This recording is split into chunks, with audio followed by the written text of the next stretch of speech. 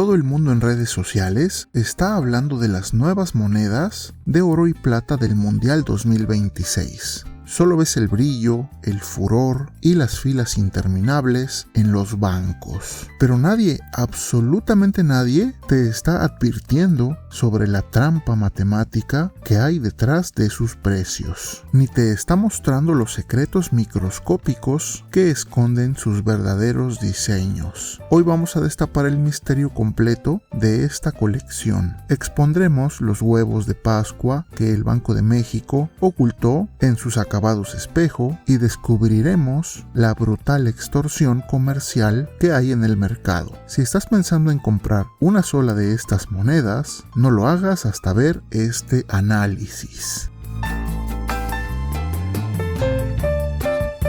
Acerquémonos a la verdadera obra de arte, el metal físico. Si tomamos una lupa y analizamos la anatomía de estas piezas, descubriremos una saturación de elementos microscópicos que el acabado espejo oculta a simple vista. Empecemos por lo que todas tienen en común, el tradicional escudo nacional en relieve escultórico en el anverso. Pero la magia ocurre en los diseños de las sedes. Si miras la moneda de Ciudad de México, encontrarás al centro un ajolote coronado por los edificios más majestuosos de la capital, el Templo Mayor, la Catedral Metropolitana, el Monumento a la Revolución y el Palacio de Bellas Artes, todos descansando sobre una línea doble que enmarca la palabra México. En la de Guadalajara tenemos a un gimador empuñando una coa tradicional. A su izquierda descansa un balón de fútbol y al fondo se levantan, imponentes, los arcos de Zapopan. Por su parte, la pieza de Monterrey nos muestra la silueta dinámica de un jugador deteniendo el balón, mientras detrás de él fluye el agua de la fuente del Crisol del Paseo Santa Lucía, rematando en el horizonte con el inconfundible Cerro de la Silla.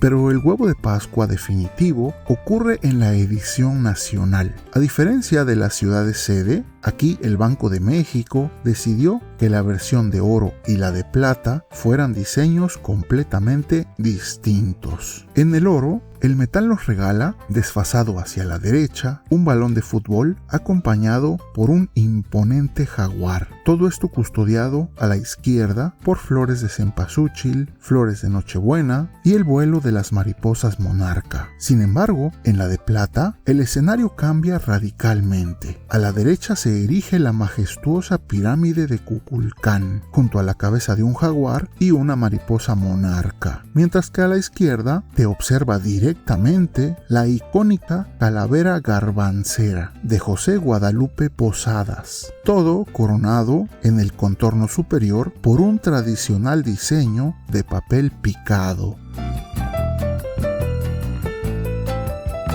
Estas monedas son de 1 onza de plata y 1/4 de onza de oro, ambas con una ley de 999 milésimas, y tienen un acabado espejo casi artesanal. Esa es la justificación técnica para cobrar un premium. Pero la distribución de estas piezas se ha convertido en un auténtico campo minado y un robo a plena luz del día. Entremos al terreno de los hechos fríos. BBVA fue de los primeros en salir a vender y sus abusos ya los conocemos. 3,500 pesos por la plata y 28,500 por el oro, prácticamente el triple del valor spot del metal, y un cobro de 10,000 pesos extra solo por comisión bancaria. Luego apareció Banjército con precios mucho más justos, de hecho el lugar ideal para comprarlas, pero implementó una trampa operativa, un candado que te exige tener una cuenta con 3 meses de antigüedad, bloqueando a los nuevos compradores. Por si fuera poco, la Casa de Moneda de México, en su tienda de Reforma, y el MIDE, el Museo Interactivo de Economía, lanzaron ventas especiales, que fueron un verdadero espejismo. Todo el inventario voló en unas cuantas horas de un solo día. Y si les preguntas hoy, ellos mismos admiten que no saben cuándo volverá a haber piezas o siquiera si habrá más. Ante este caos, y con rumores de que otros bancos ocasionalmente rápidamente liberan inventario, debemos actuar con estrategia y sin buscar atajos fáciles. Por eso, te comparto 2 reglas de oro. La primera, consulta siempre la lista oficial de distribuidores del Banco de México, donde figuran instituciones como Banco Azteca, Banregio, BBVA, Banjército, el MIDE y la propia Casa de Moneda. Te dejaré el enlace directo a este documento en la descripción y en el comentario fijado. Y la segunda regla fundamental, llama por teléfono al contacto oficial antes de salir de tu casa. No des un solo paso hacia la sucursal sin confirmar disponibilidad y precio. Así blindarás tu tiempo, cuidarás tu dinero y evitarás llevarte sorpresas desagradables.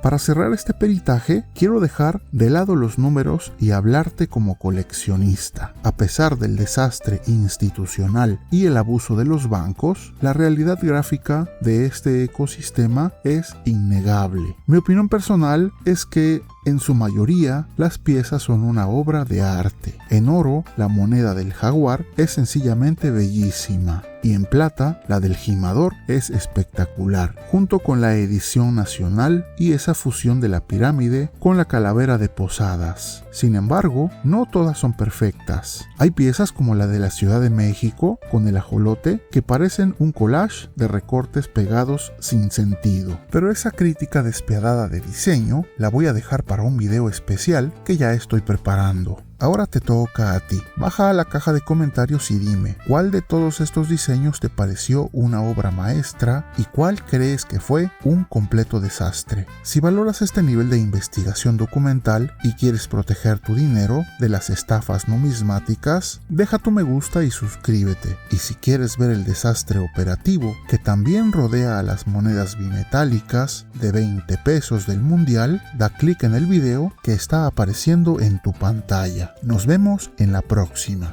Esto es Numismat.